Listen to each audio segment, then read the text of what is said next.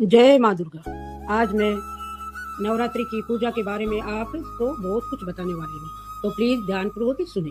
नवरात्रि की पूजा देवी दुर्गा और उनके 9 स्वरूपों की आराधना के लिए की जाती है। यह पर्व शक्ति, भक्ति और साधना का प्रतीक है। यहाँ नवरात्रि की पूजा विधि पूर्वक दी जा रही है, जो मैं आपको बताऊंगी। कैसे कलश स्थापना कैसे करते हैं, उसकी पूजा विधि, ये मैं सभी आपको बताऊंगी। पहले मैं आपको कलश स्थापना की बात बताती हूँ। कलश स्थापना: सुबह उठे, स्नान करके घर को शुद्ध करें। मिट्टी के बर्तन में जौ, गेहूं बोकर उस पर जल से भरा कलश स्थापित करें। कलश पर नारियल व आम की पत्तियां रखें। अब माँ दुर्गा का आह्वान कैसे करें, ये मैं आपको बताती हूँ। माँ दुर्गा की प्रतिमा यहाँ चित्र को लाल कपड़े पर स्थापित किया गया है। उसमें क्या क्या रखते हैं? अक्षत, रोली, चंदन, फूल, धूप, दीप और उसका फिर पूजन करें। डेली कैसे पूजन करें, ये मैं आपको बताती हूँ। दैनिक पूजन: सुबह शाम दीपक जलाएं और दुर्गा सरस्वती देवी कवच अथवा दुर्गा चालीसा का पाठ करें। माँ को लाल फूल, चुनरी, नारियल, सुपारी और मिठाई चढ़ाएं। नवरात्रि के नियम रखे। क्या क्या नियम होते हैं ये सुनिए।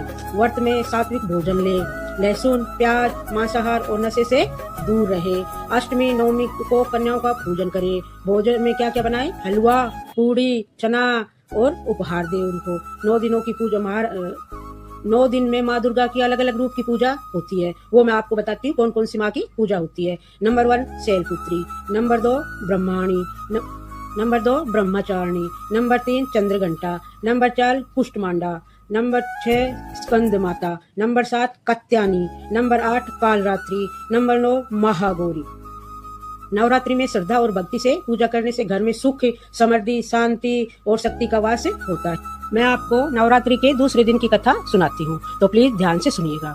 नवरात्रि के दूसरे दिन माँ दुर्गा ब्रह्मचारिणी स्वरूप की पूजा की जाती है। यह दिन साधना, तपस्या और संयम का प्रतीक माना जाता है।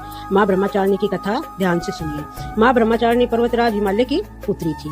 देवी ने भगवान शंकर को पति रूप में पाने के लिए कठोर तपस्या की थी। उन्होंने हजारों वर्षों तक केवल फल, फूल और फिर केवल साग खाकर तप किया था। कई वर्षों तक केवल जल पर ही निर्भर रही थी और अंत में कई वर्षों तक पूर्णतः निर्जल तपस्या की थी। उनकी इस अद्भुत तपस्या में देवता, ऋषि और समस्त लोग चकित रह गए और ब्रह्मचार्य के कारण ही इन्हें ब्रह्मचारिणी का नाम से जाना गया है। उनकी कठोर तपस्या से प्रसन्न होकर भगवान शंकर ने उन्हें अपनी अर्धांगिनी के रूप में स्वीकार किया। माँ ब्रह्मचारिणी की पूजा से साधक को तप, त्याग, संयम और सफलता की प्राप्ति होती है। जीवन में कठिनाइयों को सहन करने की शक्ति मिलती है। विद्यार्थियों और साधकों को विशेष लाभ मिलता है। इसकी पूजा विधि कैसे होती है, आइए मैं आपको बताती हूँ। माँ ब्रह्मचारिणी को सफेद वस्त्र, सफेद फूल और चंदन अर्पित करें। उन्हें शक्कर का भोग लगाए। दुर्गा सप्तमी का या ब्रह्मचारिणी स्तुति का पाठ करें।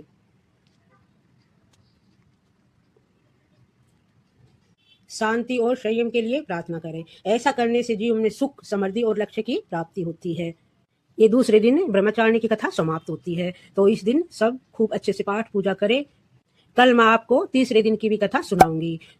मेरी कथा जरूर सुने और आपको पसंद है तो लाइक करें, मेरा चैनल लाइक करें, सब्सक्राइब करें और शेयर करें।